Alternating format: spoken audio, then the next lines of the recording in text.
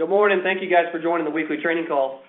Today, I've got Mike Gann here with me. Good morning, Cody. Good morning, everyone. Mike from Advantage Retirement, and we are rolling out, we've been putting together a fact finder for the last 3 to 4 weeks. We've been building it, testing it. We've had it used on multiple appointments that we've ran and some of our veteran agents have ran, and we have been putting this together for, again, the last 3 to 4 weeks. And we are excited to roll it out today. We've got them all printed up. We're going to be going through how to properly use a fact finder, what questions to ask, how to present it as a positive for the client, because I can promise you it's a positive for everyone that touches it. There's no question. The nice thing about this is, and the reason we've done it is,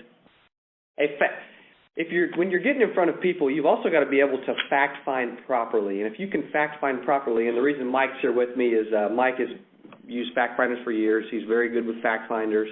And so if we can consistently get in front of people and fact find, not only are we going to create some extra opportunities, but we're going to help clients in a better way, and we're all going to make some extra money. So we are going to, from now on, all agents are going to be required to use one of these fact finders on every appointment, and this will prove that you actually ran the amount of appointments that you said you ran, and we will turn them in at the end of every week or Monday. Well, I guess we can decide on that, but we will, and then once you turn them in, we will be reviewing them to see whether we'll be reviewing them together to see whether opportunities are available out there to get a second appointment, to follow up, to close a product, but also we're going to have certain people in the offices reviewing them as well, like Mike Gann in particular with Advantage Retirement, to see what opportunities there are to possibly help them with their retirement income.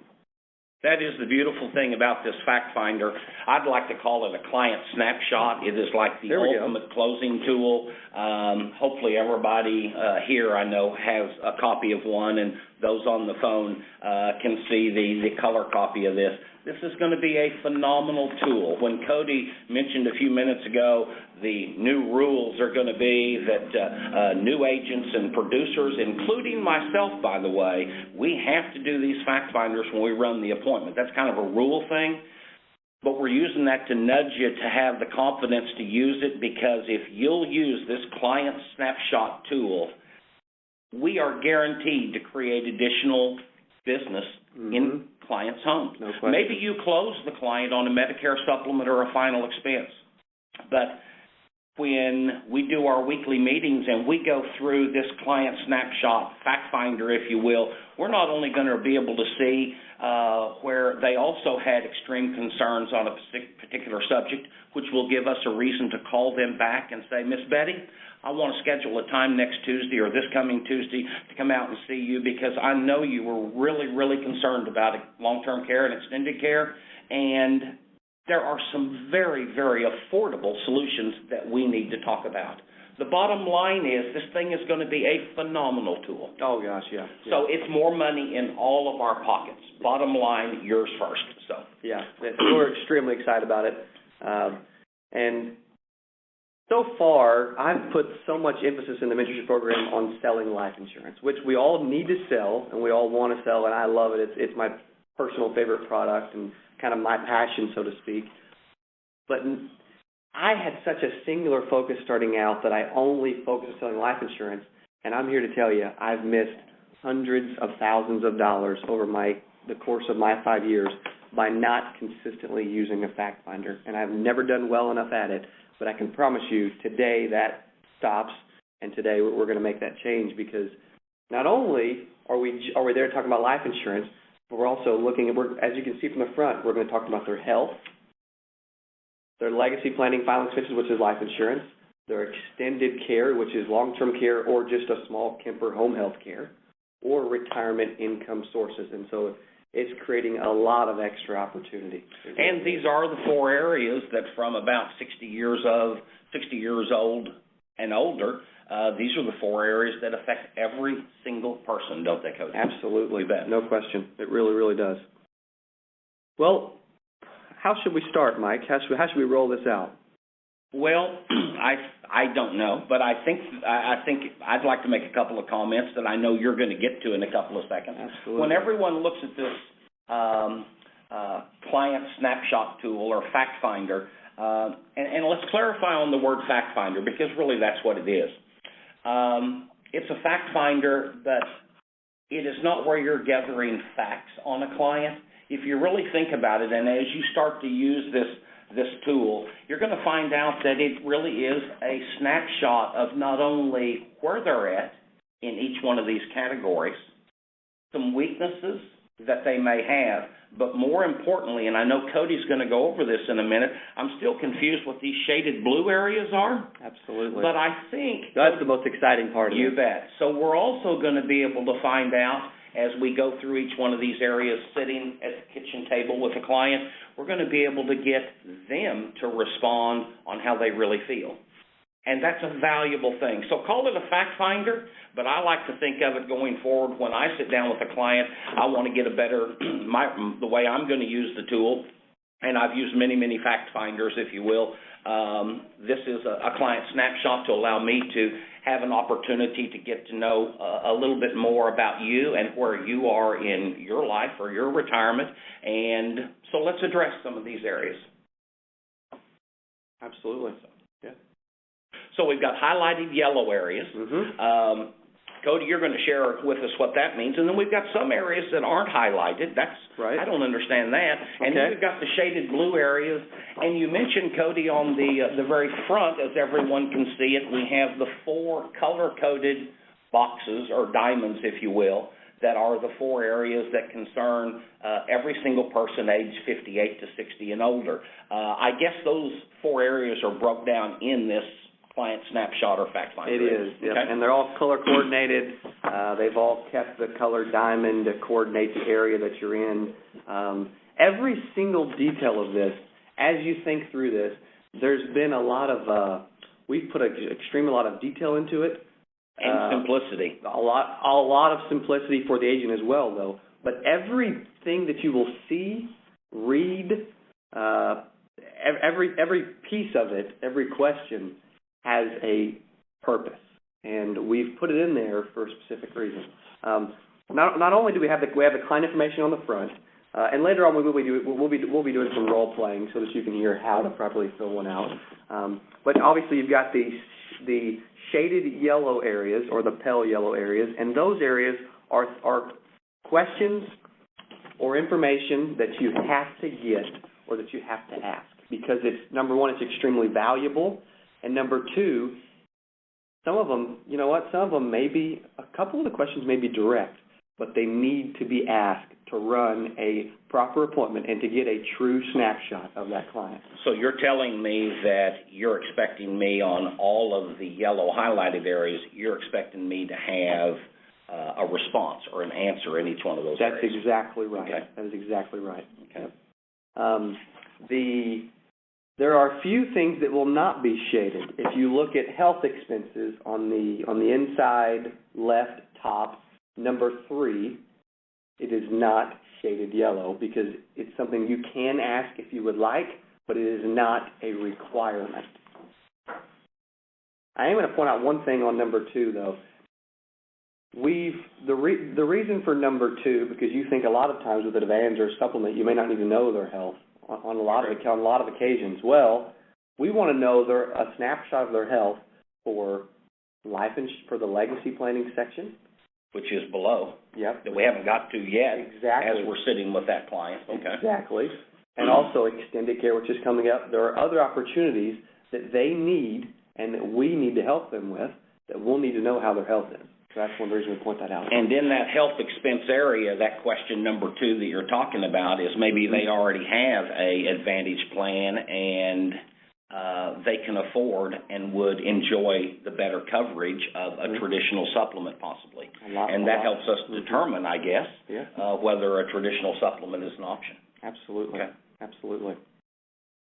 Also, you will see highlighted blue areas. Yeah, what's that, Cody? Yeah, that's which we put a lot of thought into, a lot of time into, and you'll see us role play and use this later on. The highlighted blue areas, The yellow, you ask the client.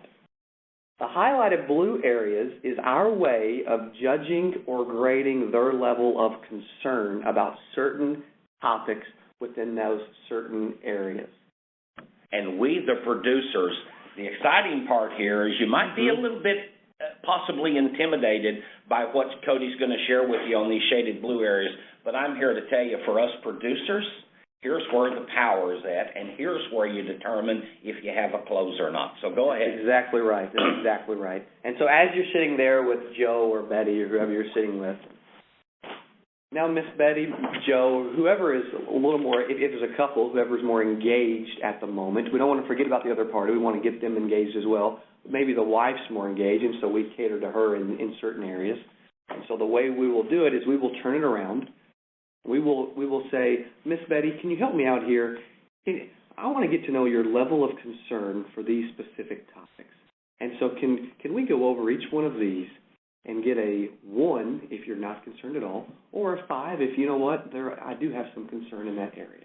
So you want me to share with you how I feel about what we just went over, the questions you just asked me. Yep. Now, naturally, the client isn't going to say what I just said. Right. But the point is that you just got through going over health expenses, for an example, asking the yellow highlighted questions, and you're doing some fact-finding here, and now you're asking me, the client, to respond based upon how concerned I am to these 4 shaded blue areas. Is that correct? That's exactly right. I see. So current coverage. You asked me up here if I was happy with it. Well, I'm kind of happy. Choosing my position, that's real important to me. Affordability, I think I'm spending too much, so I'm real concerned. And coverage with traveling, well, we're going to go on a cruise next year, and I heard that may be a problem, so I circle a number there. Of course, the higher the number, the more concerned, correct? Exactly. Now, and Dennis, so that you're following along with us, we are on the email I sent you, we are on the second page going over the health expenses and legacy planning page at this moment. So, and you can hear us okay, right?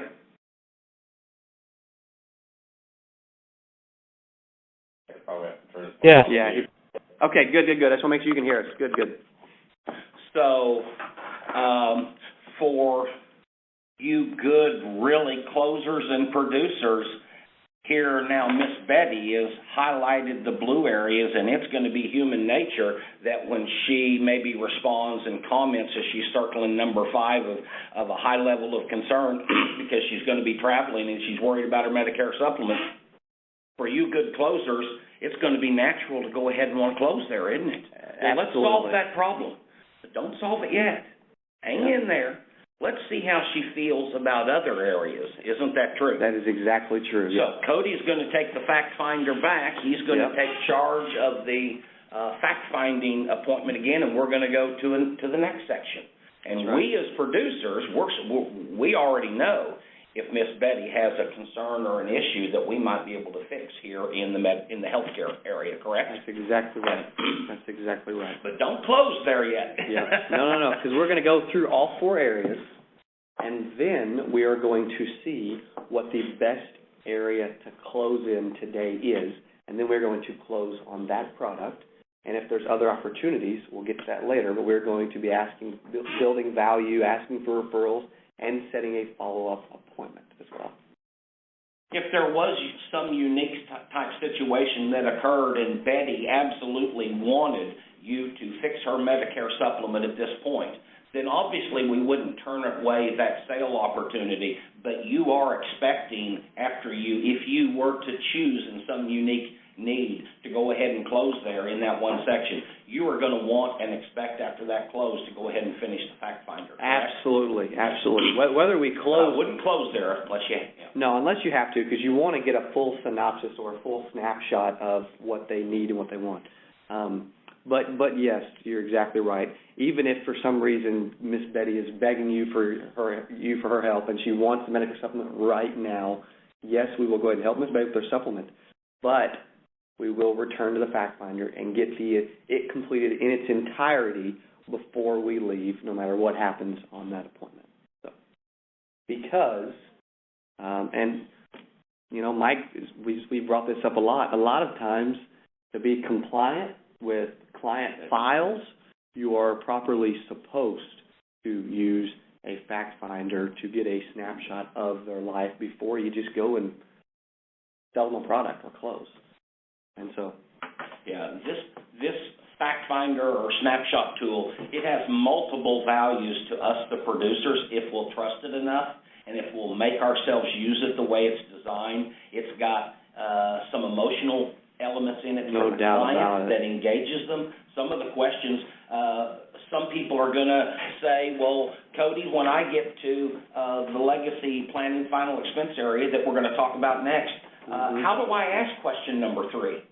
Well, why not just ask it the way it's written? But here's the thing. If you want to change that, then change it. But get the answer to the question. We tried to make every question to be asked the way it needs to be asked.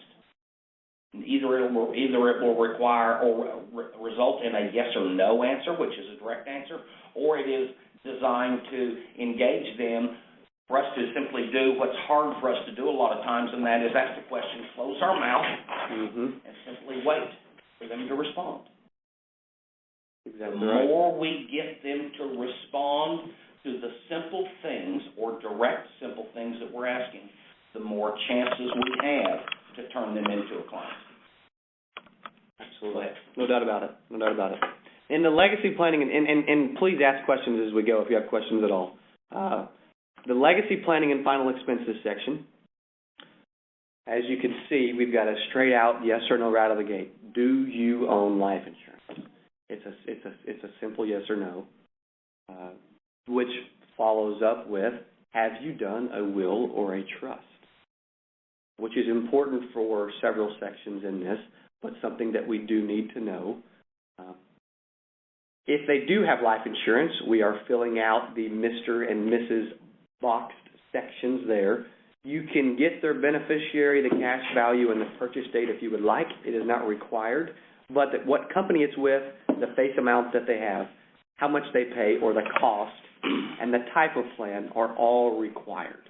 And as you can see, we've got a room for 2 policies for Mr. and Mrs. for each one of them. And then after that, number 3, which is another part of life insurance that we need to know, is do you currently have a mortgage? Yes or no? If they do, well, that's a nosy question. I'm not real sure why we even need to know that, but I say that as a question mark. Yeah, it is. Because if you'll go to question number 4, you'll find out that it is a very important question, because maybe the life insurance policy that they have, whether they're 40 or they're 72, maybe it's because of that mortgage, which is the reason why they have their life insurance. Well, what about the family? What about the kids? What about final expenses? Exactly. So the mortgage question, I know you may feel uncomfortable with it, or some folks may, but you got to ask it. Oh, yeah. Have to.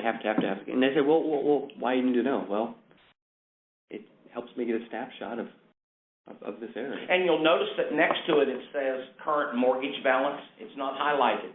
You don't have to go there if you don't want. But here's the thing. If you get finished with the final expense section here, and you've now turned this back around, you've got all the information that you're needing or that you have to have, we want you to have, and now you turn this section around to Miss Betty, and so Miss Betty, based upon legacy planning and final expenses, and what we just went over, take, if you will, for me, and in the shaded blue, 4 boxes down here, give me your responses based upon how concerned you are.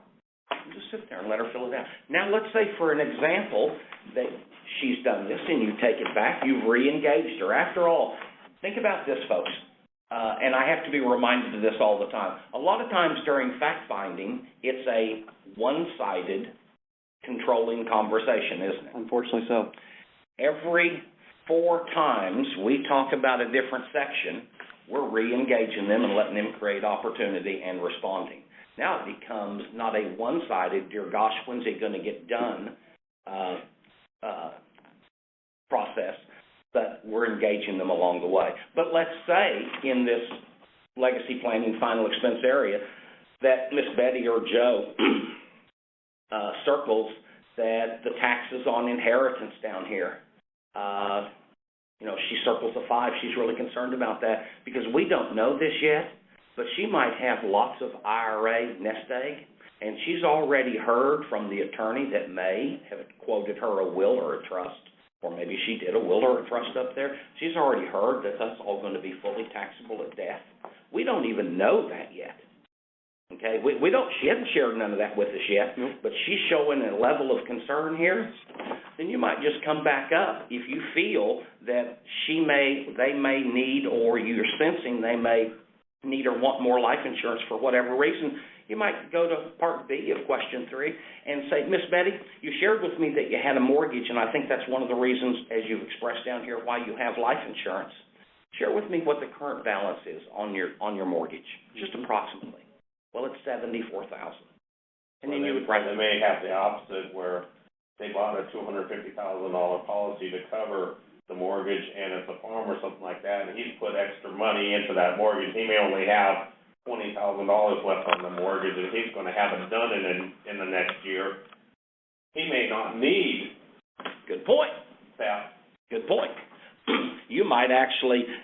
There wouldn't be a close there in that scenario, but from a serviceability standpoint, and to free up, possibly down the road, free up wasted dollars in a larger life policy than they will need going forward, you could use those dollars to better take care of them in different areas. And there may be something down the road that you can. And again, you bet. At this point, if that identification, to identify that, we're not going to know if that's the case without asking certain questions. Absolutely. So you're a great example, but this tool helps us determine if that could be the case. And it may be the opposite too. They may have a $50,000 policy, that's right, and they've refinanced their house a couple of times, and they now have a $150,000 mortgage.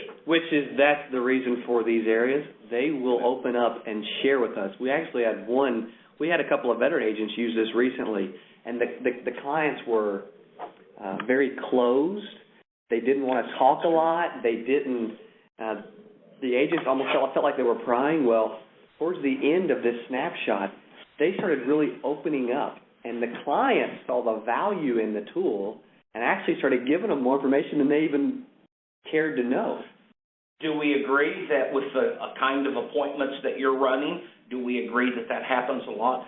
That when you get to a client's home and you're sitting around the table, and you're warming up and getting to know them a little bit and noticing the pictures on the wall to create conversation and what have you, when it comes time to transition into let me gather some information and share with me, where you are they very closed and very non-giving at that point a lot of the times?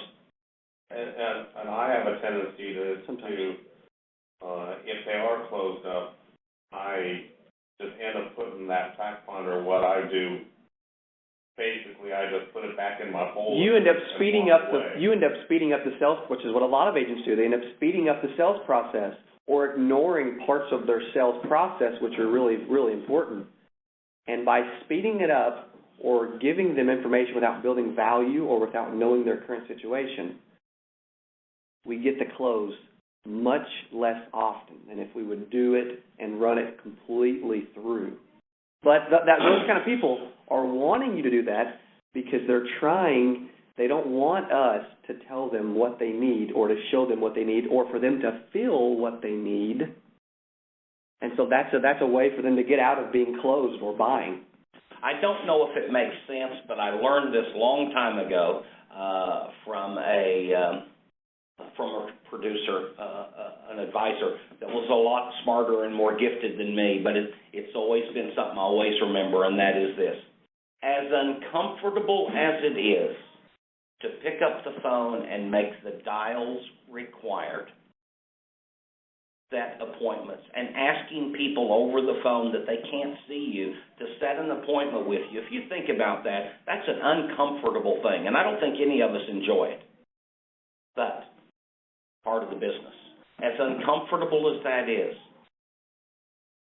warming up when you're sitting in front of a client and then you, with a sensitive amount of control, transitioning to letting them know that you're wanting to gather some information on them and get, and you share with us share with me where you are on a couple of these areas so that I can have a better idea of your situation. And then you stay in control sensitively but firmly, and you ask your questions. It makes no difference whether you've created your own questions or you're using a Snapshot fact-finding tool like this that will help support you. This will help support you. And by the way, your credibility is now increased 45%, okay? Mm-hmm. The bottom line is, lesson learned is, you got to stick to your fact-finding. And even if it takes them time to open up and want to share with you, it's as difficult as making the dials that we have to make, but if you cut the corners there or you cut the corners in your fact-finding, your chance of success is diminished immensely. And no question. Nobody wants to hear these things, but we all know it's true in this business. Mm-hmm. These are two things that we have to make ourselves do. Even though it might be uncomfortable for us, or we're worried that it might be creating some discomfort with Miss Betty. Miss Betty, if you'll trust me enough to share with me some of this information, I can promise you that this will be a valuable thing, not only to you, but to me, but to you in the future. So let's begin. You know, whatever wording that you want to use. And he's given, I know Mike's given me at least 4 different ways to start this conversation. I don't know if y'all picked up on it or not, but he's given you 4 different specific wording phrases of how to actually go from thanks for letting me in your home and warming up to actually using this and diving in. So, would you agree, Mike, that your skill is so far superior to your fear at this point that falling is not uncomfortable for you anymore, and picking up and going through something like this isn't uncomfortable for you anymore? Most of the time, that is correct. But there are still times whenever I've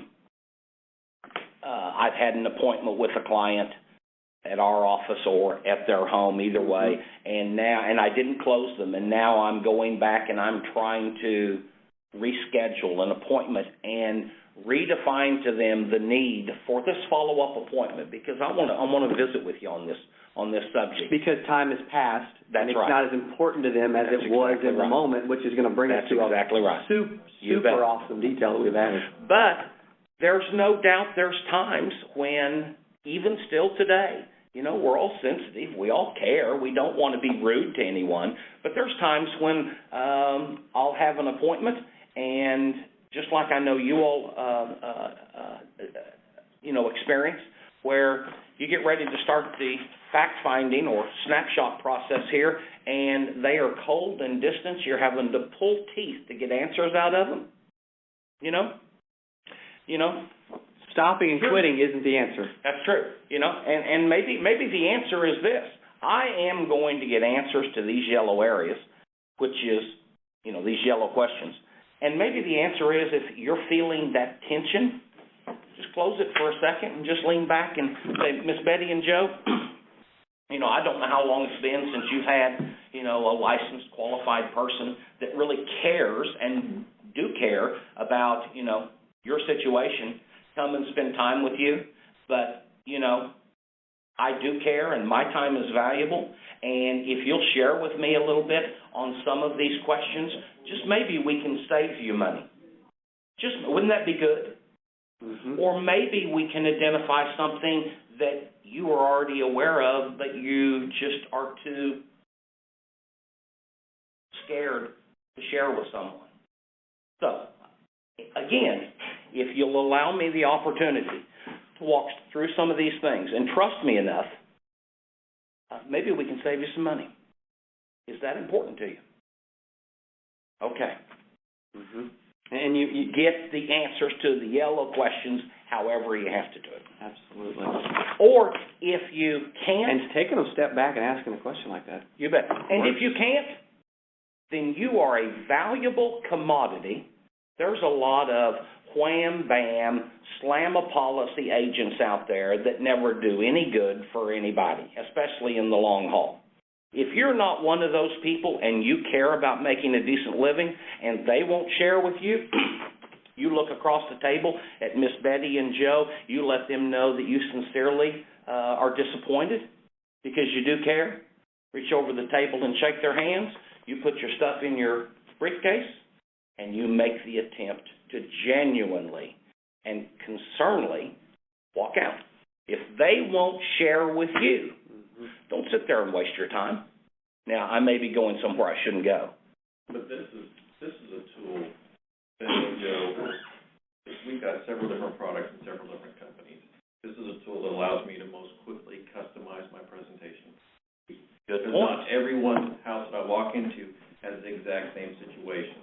So I'm going to go over a few questions here real quick. And when we get this done, this will allow me to know how to proceed with you.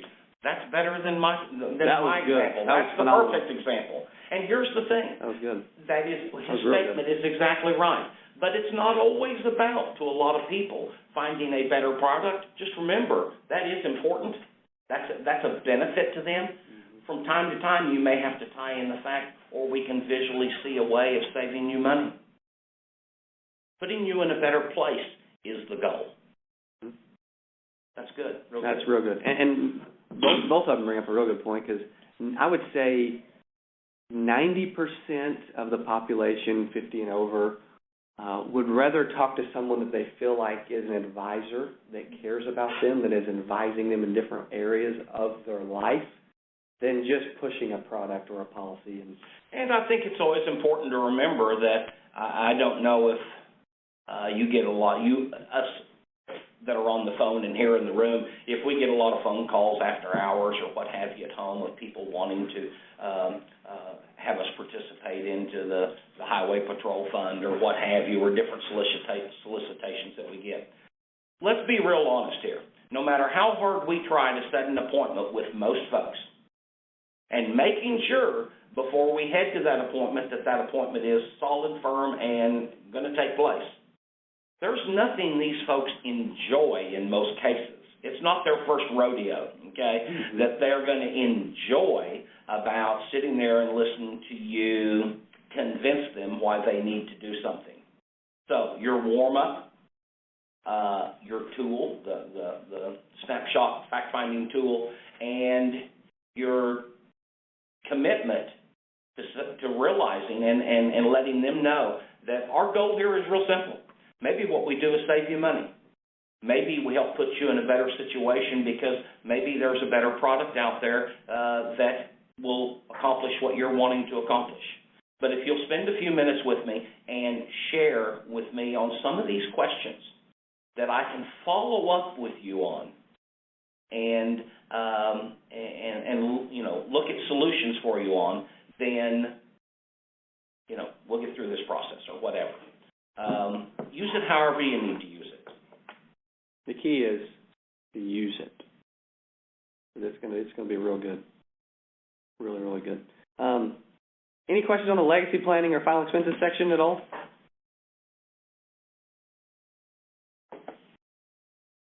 Okay. The extended care section is one of the ones we put maybe more thought in than any of them, just because it's typically a little tougher area to talk about. Seniors don't want to talk about this. If you can't get them emotionally responding, you're never going to have a conversation about long-term care, we feel. And I don't know. No doubt about it. Everybody has to deal with it. I mean, golly, it's the most amazing thing. I've been doing this 15 years, and long-term care is a harder sell today than it was 15 years ago. And more people are using it now. And more people are using it now. Everybody knows we're going to live longer. Everybody knows that, you know, 72%, once you hit 66 years old, especially if you're a female, 72% of those 66-year-olds and older will end up having to have licensed care. But nobody wants to hear it. Oh, by the way, you and I probably don't want to hear it either. Nobody wants to buy a long-term care insurance policy. But it has tremendous value to maybe down the road, going back to depending upon their answers and their emotional involvement in long-term care. Maybe you can't get them put into a long-term care policy, but maybe you can put them in a better supplement that gives them at least some short-term benefit. Or maybe when we get down to the retirement income and the estate section, maybe we can look at ways, now this is follow-up appointments. Maybe we can look at ways of better protecting what they have without having to buy a long-term care insurance policy. Mm-hmm.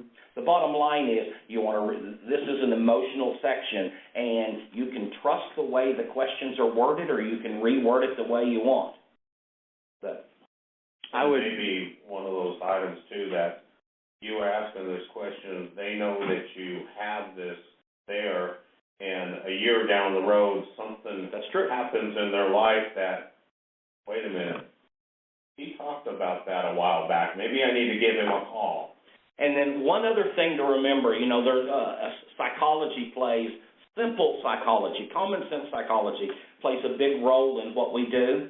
Here would be the area, and it's probably the most pertinent or important area, that if you're sitting with Betty and Joe, and even if Joe is the most engaged through health expenses and legacy and final expense, and now you're going through the extended care area, here's the area, whether Betty's been engaged or not.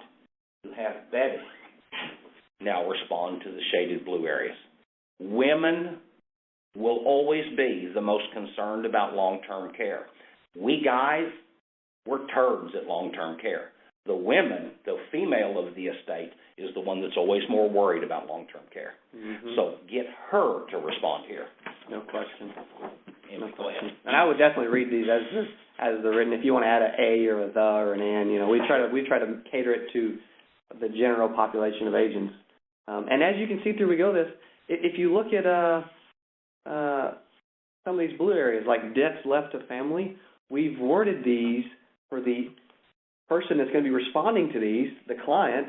We've worded these so that they can understand them. We don't write like a corporate way of putting debt protection, Yeah. or we've catered these to, or like spouse's income. Well, it could be income protection. Well, but that doesn't come across as well as your spouse's income.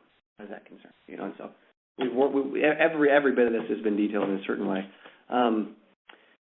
In that extended care area, and we'll go over Medicare training and long-term care training and all that. We're going to start doing those things a little more. We've also added a couple other companies. In the extended care section, we're going to be there. We have the opportunity to propose a long-term care policy. Sometimes it's a great asset to a client's estate, but sometimes it's tough to get, or it's very expensive. Or if it's not the right fit for that client, we also have the Kemper Home Health Care, which is a perfect fit for everyone that you meet, for the ones that can't afford a policy or maybe can't health qualify for one. Super affordable. Oh, $30 or $40. Short term, but still viable. It's too inexpensive. Health care benefit. Yeah. It's a phenomenal product. Yeah. I've never heard of this product before, and that's kind of... It's going to rock your world, Lowell. Yeah. It's going to rock it, buddy. It is. Okay. The questions they send to care were worded in ways to gauge a response or to kind of get an emotional tie to it. Obviously, this is the area where as we have in red, expenses not covered by Medicare after 20 days. They have Medicare. It will cover the first 20 days of skilled nursing facility care. No, not necessarily. As long as, the way I understand it, they got to go directly from a hospital. You're not guaranteed to qualify for that. Yeah, but for exactly. compliance purposes, we put. Okay. Exactly. And you're exactly right. Yeah. That not everyone qualifies for that 20-day or 20-day Exactly. benefit. Yep. Which they may. No, you're right. You're right. That's a good, optimistic, positive way of looking at You it. bet. Thank you, Lowell. Good. It's true. I just wanted to make sure I was on the right And page. then, you'll have a client that, when you're in this area that says, well, Miss Betty, she left the hospital and for the last 3 months she's been getting home health care paid by our Medicare. Well, hold on a second. Of course, the only way that could really happen is maybe if Miss Betty had a knee replacement and she's going through therapy or rehabilitation. Sometimes you have to clarify for folks that there's a difference between therapy and rehabilitation and extended care. There's a big difference there. Medicare does not cover extended care, and you have to requalify for your therapy and rehabilitation. Mm-hmm. So you all know that, I'm sure. Yeah. As you read those questions, who do you know that has needed care at home or nursing home? How did this impact their family emotionally and financially? What concerns do you have regarding their risks and cost? of extended care. And whether it's this section or it's other sections with questions, I have to remind myself all the time, again, trying not to be uncomfortable. But when you ask the question, Mike, zip your mouth. Sit there. Let them think. Let them know that they have to answer. Being in control, but still being tremendously respectful and appreciative, being in control and controlling, the questions that you're asking is the paramount thing. No different than trying to get the appointment on the phone. Let them answer those questions. Don't feel like if they sit there hesitant for a few, well, let's move on. No, you stay right there. And something we've never even mentioned that I'm overly attention to detail and talk about closing too much as it is, because it's once we identify and fact find, they're gonna want to buy, But as we're asking direct emotional questions and waiting for a response, and they are continually responding, it's kind of like the encyclopedia close. When we ask them to buy later and we shut up and let them respond, they're going to answer because they're used to answering all throughout this. So, Mike, why don't you go over the last section with us? The last section is retirement income sources, and you've only got 1, 2, 3, 4, you only got 5 questions in this area. It's the area that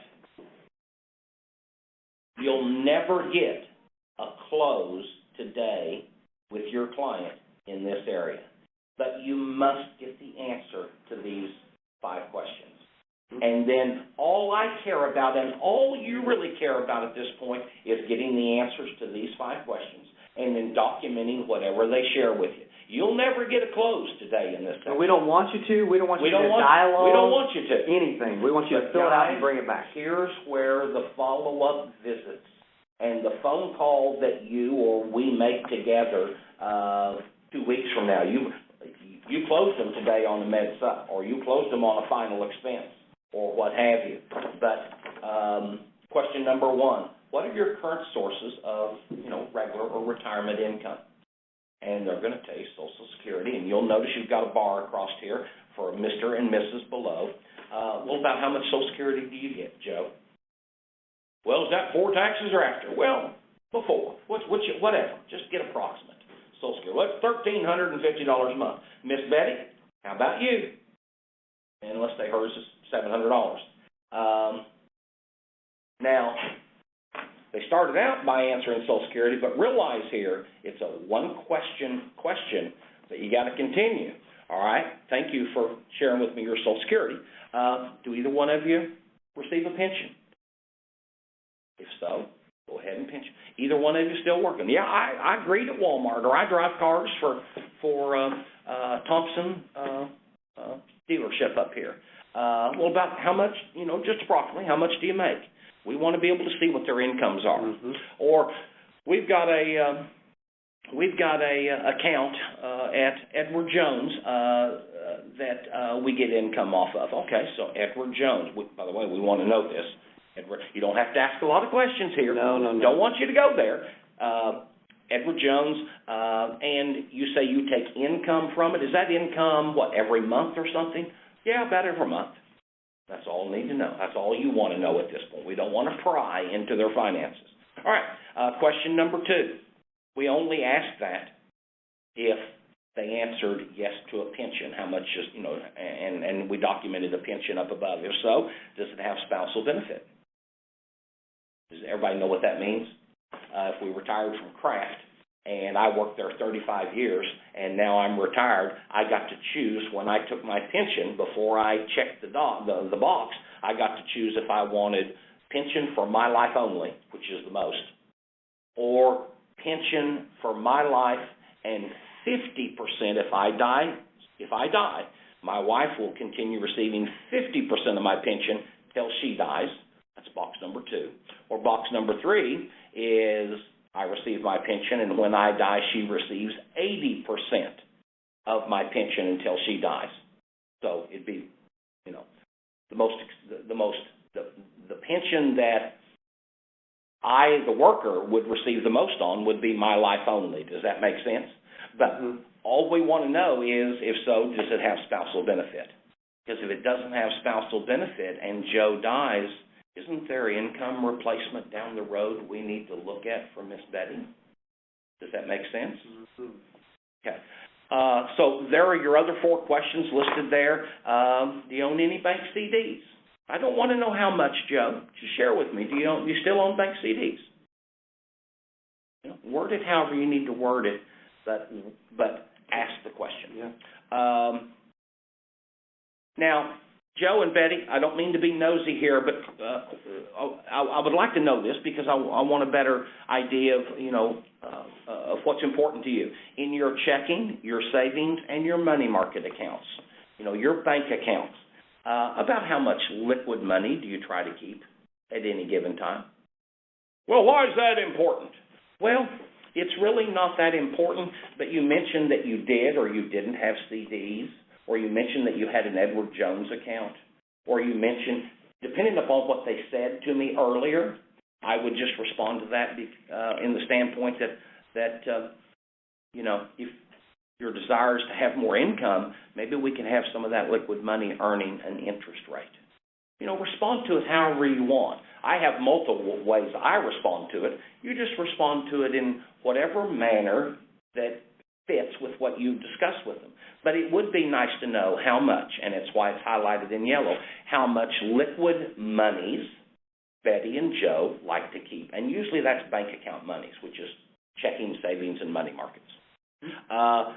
And then chances are in this section, Joe and Betty, thank you so much for sharing that with me. It kind of gives me a better idea of, of not only what's important to y'all, but, kind of where you're at. Joe, do me a favor here, and then let Joe circle the shaded blue areas. You've got plenty of note areas down here. Now, keep in mind, you've got to decide in this area who you want to, if it's a couple, who you want to address the blue highlighted boxes. I would always choose the one that's been most engaged here. Up here, yeah. I'd always choose the woman. Down here, you choose, or even on your front 2 sections, you choose who's being most engaged with you. Does that make sense? Okay. Absolutely. Okay. Any questions? But you'll never get a close. Here we are. No. Here we are feasibly, and here's where the fun begins. Here we are real quickly. We're done with our snapshot or our fact finder, and you're never going to get a close today in this area that you just finished. Never on the retirement income statement. But it's going to have phenomenal value to us down the road. So have faith in that. But now you're at the point, Cody, of doing what? You are at the point of figuring out what the best area to close is. That makes sense? You can say, well, Betty and Joe, you showed, by glancing over this and you sharing your concerns with us, it looks like you have the most concern about leaving some income to your spouse if you were to pass away earlier than you're planning on passing away. And so let's look and shop for a plan to satisfy that need, okay? That makes sense. Go ahead. Question. I got a bunch, but first one is let's say you go in for a Medicare appointment. But they put down that they have no life insurance. They're very concerned about that when you're going through the fact finder.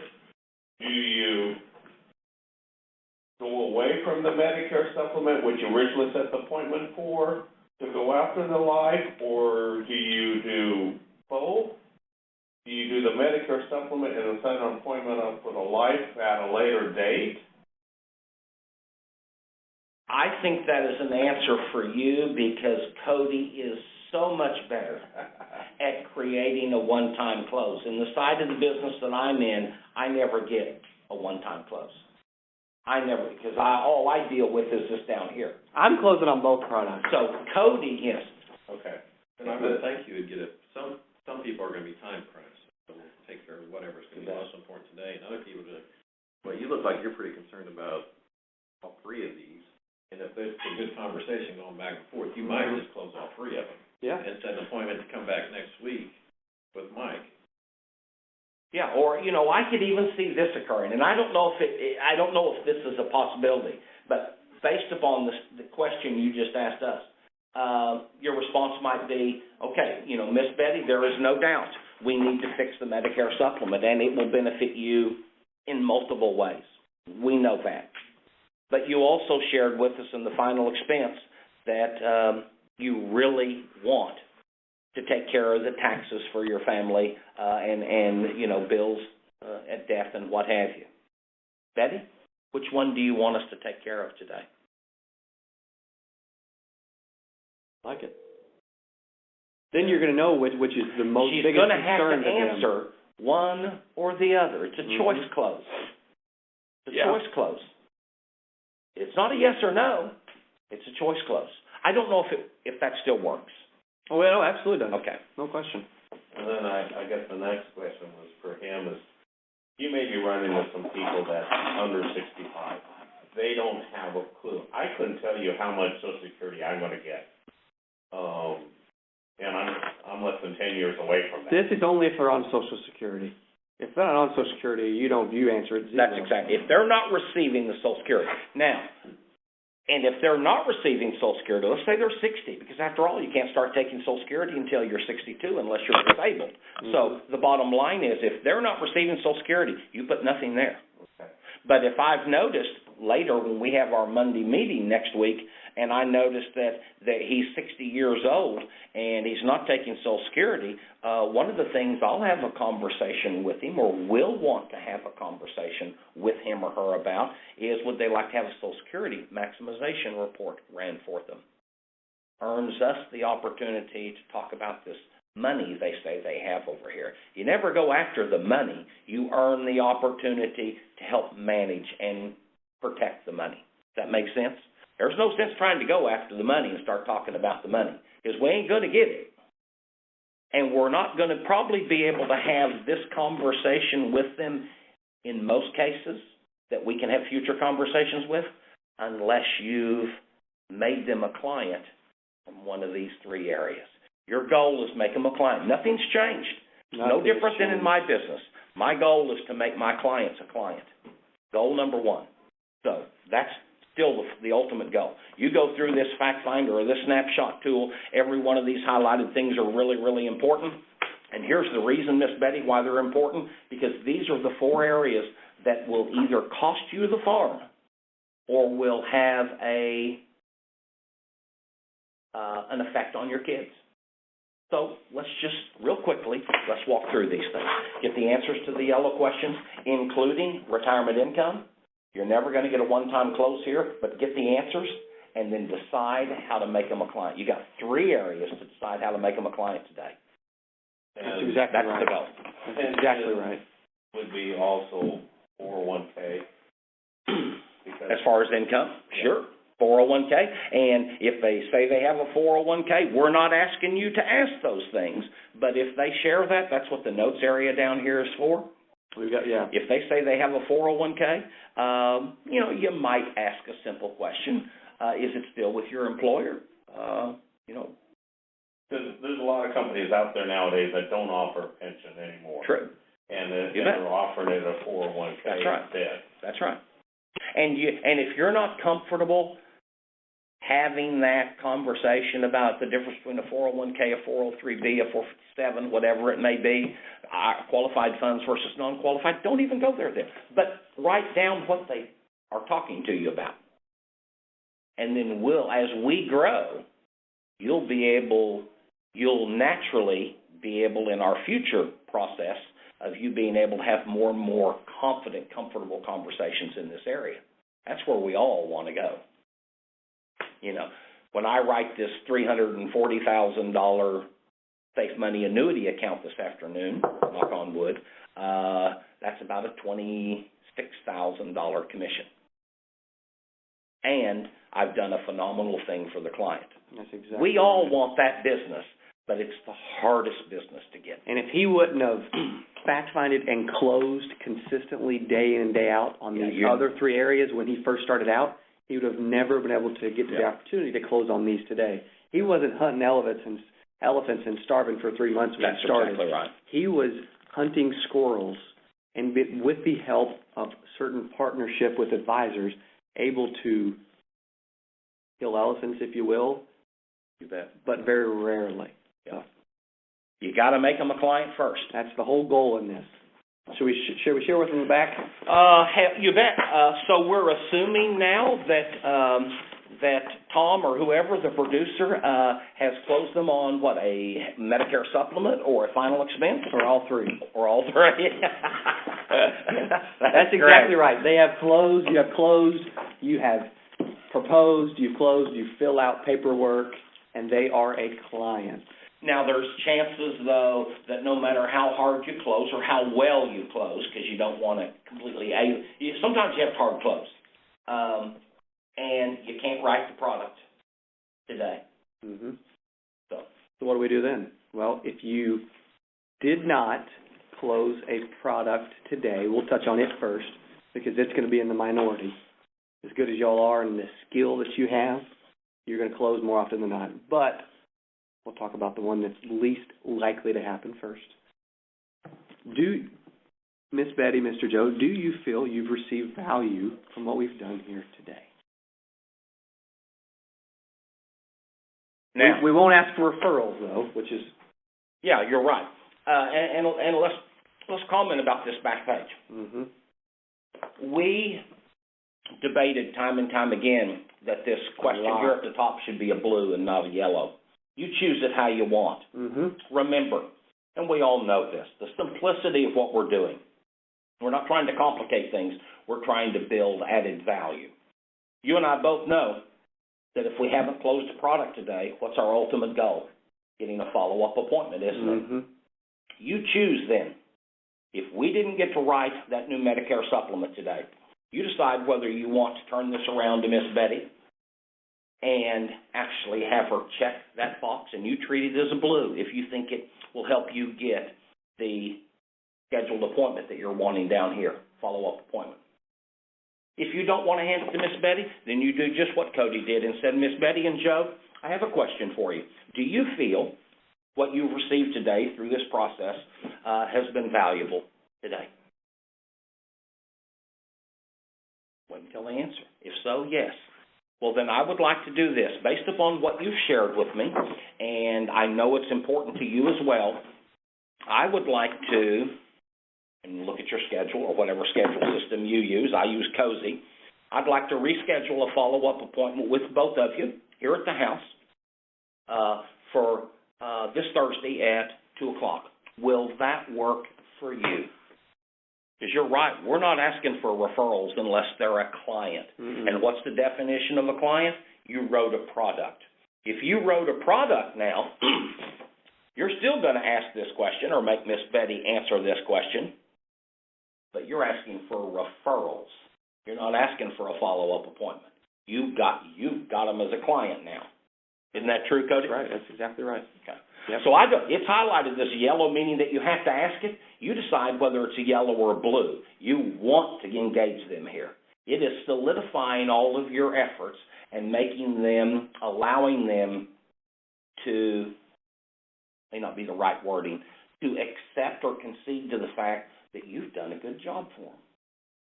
And based upon that, shouldn't I deserve some referrals if I wrote a product? Or based upon that, shouldn't I be able to expect a follow-up appointment? There's a psychology in this question. You decide how to use it. And if we didn't do a good job, or they weren't engaged, or they didn't buy a product, and if they didn't feel like they received value, we're going to still try to get back in the home, but they're probably not going to let us. Yeah. So, but as long as we engaged them and did a good job. If you've gone this far and you don't have any comfort with them, I know what I'd be doing. Heading to Starbucks on the way back to the office. I've done this for a few years. But I simply would just sit there and act like this, and I'd just say, Joe and Betty, share with me. Where during this process did and now I can't think of the words. where in this process? You're going to say, where did I go wrong? No. What did I not do that could be of value to you? What could I do better that would have allowed you to either open up and share more, since I know you have concerns? What could I do better? Might learn something. Or it might be them feeling guilty and now they're willing to open up. Very likely. But I've had to ask that question from time to time at the end. Very rarely, but it happens to all of us. Mm-hmm. I have 2 more questions. Is it about the back? Yeah. Okay, good. If you sold them and you're asking for the referrals, both of you guys, do you ask them for the referral and then just shut up till they say something to you? I'm terrible at getting referrals. Well, I'm going to let Cody answer first because he should, and then I'm going to answer secondly, but I can tell you our answers are going to be different, but go ahead. But they're both right. Well, you go ahead. I already know. We've talked enough. I already know what he's going to say.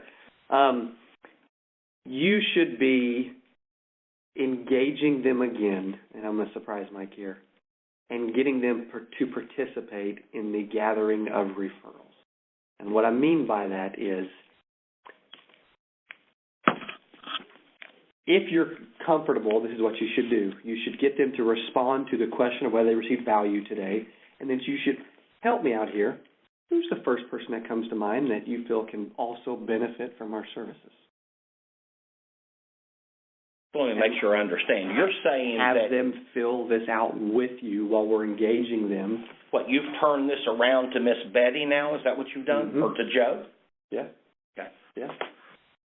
Which is what we should ultimately do once we're comfortable doing it. There's no question about that. Because engaging them and getting them to participate will get us a better response in whatever we do, in any part of it. All right.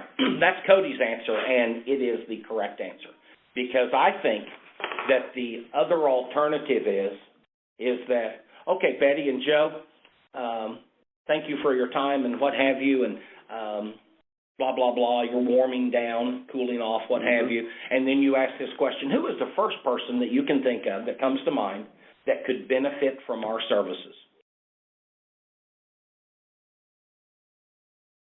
You decide which one to do. But I promise you, if you turn this around like you have 4 different times during this short little process and engage them, if you turn this around at the end and you have them address these 2 questions here at the top for you, you started warming down, cooling off, whatever it's called, and you ask for their response here and you hand them the pen.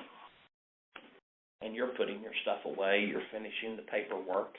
Maybe Betty's been the most personable or engaged, or maybe it's Joe. Whichever one is the most personable, that you have the best relationship with at this point, is who you hand this to. And Cody is right. I think you hand it to them. If you will, address these 2 things here for me, if you would. And Miss Betty, or whoever it is, Joe's probably going to have to go get their church directory, or probably going to have to get their iPhone and pull up a few names and numbers for you. Oh, now, Miss Betty, you didn't put anyone here. Share it with me just for a second. Who's the first person you think of that you go to church with or lives in your neighborhood or is a family member that would make you feel good knowing that they were taken care of? Who's the first one you can think of? Someone always pops in. Pry a little bit. Always. Referrals are worth a fortune, especially especially if you've got them as a client. If you've got them as a client, you should get some referrals. And I'm not the best at it. Would you rather call a referral that knows Miss Betty and that loves Miss Betty and that trusts Miss Betty than getting on the phone and cold calling again? I mean, let's be honest. Who wouldn't rather call that referral? It may be the most uncomfortable thing still to date for me to do is to ask for a referral. No question. I don't understand why it is. But it is, and it shows that we're a professional, a consummate professional, and we're serious about what we do, because the people that aren't as serious will never even think about it. That is true. But we have to do it. And when Miss Betty finally gives you a name or 2, just remember that name, but that relationship the relationship that Betty has with this person is real, real important. She'll really appreciate the fact that when she does give you a name, you care as much about what her relationship is with that person. Well, she's my best friend in our senior group at church. Well, what church do you go to? Write that down there. Yeah, there's a huge note line there. You bet. There's plenty of note lines below, so. The hardest part is getting Miss Betty or Joe to give you the name. But the solidification to that Betty and Joe will appreciate and have the utmost respect for is you care about their relationship. And you want to know that. And then, of course, phone number and city. Or city. But mainly phone number. Yeah. We have to be better at asking for referrals, and that includes all of us, including me. Me as well. No question. Questions? Shoot. So we go through this, we close them on final expense. Well, a lot of mine I've been having to follow to them, but there's two, because... Now, to answer that, before you get to your question, though, real quick, if there's a chance to follow up on one of these areas and you can't get a follow-up appointment, you're going to have the policy come to you, which allows you to get in front of them again and go over this after you deliver the policy. If it is a client that you absolutely, once you're done with this, know that they've opened up, they've pretty much told you everything you've asked them, and there's absolutely nothing else you could ever help them with, then I guess that's fine. Yeah. But as Cody said, if you see other opportunities here, you need to be delivering that policy to the client. No question. And I've gotten away from that in a big way, but when you're fact-finding... these other two issues. That's exactly right. Exactly. Guaranteed window for a second appointment. That includes something that you see in that fourth window that's, they tell you that they have money market, that they have, $500,000. Go ahead, I'm listening. Go ahead. Sitting in the money market. Well, for any of them, for any of the areas. Yeah, for any of the areas. And then we can, we're Is there go ahead and try to set a follow-up appointment for it, or would you prefer, with you knowing that there's some things there, would you prefer not go ahead and have that policy delivered and then to set that follow-up? No. I was actually stepping out the door here to grab what was on the shelf before, but you've moved the shelves. Oh, yeah. Kemper policies. Here's the thing, guys.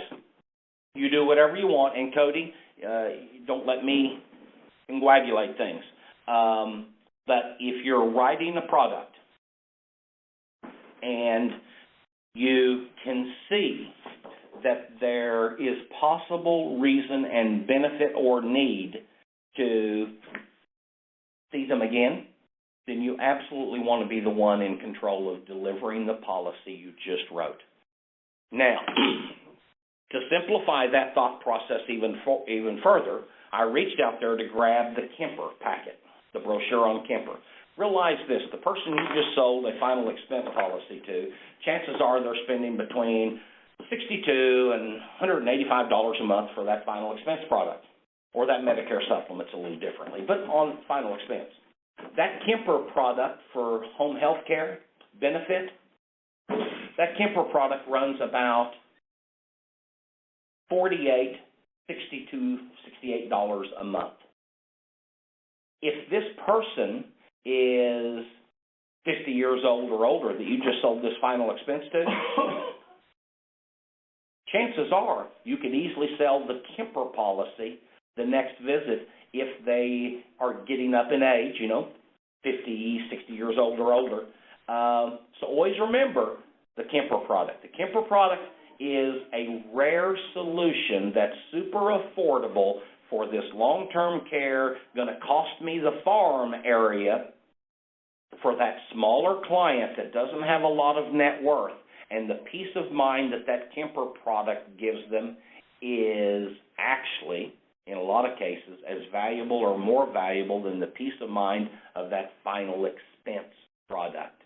So always remember, from now on when you're choosing whether to have this final expense product or that Advantage plan delivered to the client and you not have to mess with it, or you having a guaranteed reason to go back out, show them what they finally got, okay? Sign off on that product, lock it in again, make sure it's in the safe, and let's have a conversation before I leave about this Kemper product. Completely different thing, but it's worth its weight in gold. I guess where I was wanting was I'm not in the financial part, the section 4. None of us will be But, yet for a long time. And that might be our second appointment as well. Right, and that's why I was asking, you realize that, do you want me to? Do you want them to have a follow appointment for that section That- while they're no. in the home? I didn't No. think so. That- Well, no. because you've got to Forgive talk me. about their money, and that's what you're going to follow up on. And the way so you I don't. earn opportunity to have further discussion about this section is conversations on the phone. It's an etiquette thing on this side of the business. You don't need that on health care, final expense, life insurance, or extended care.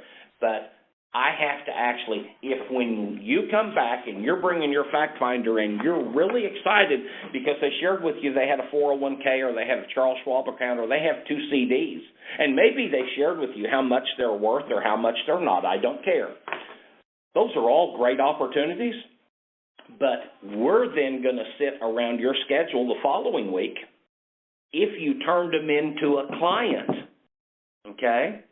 And we're going to have a conversation with them on the phone that you'll get to be a part of, and you'll get more knowledge in this area as well.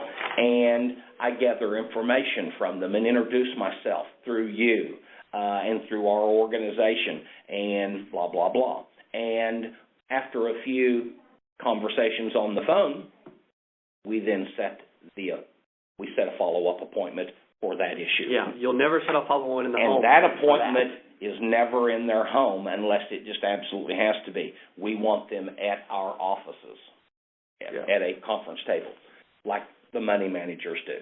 Money managers do not work the clients in the home. You don't have near the credibility as the office does.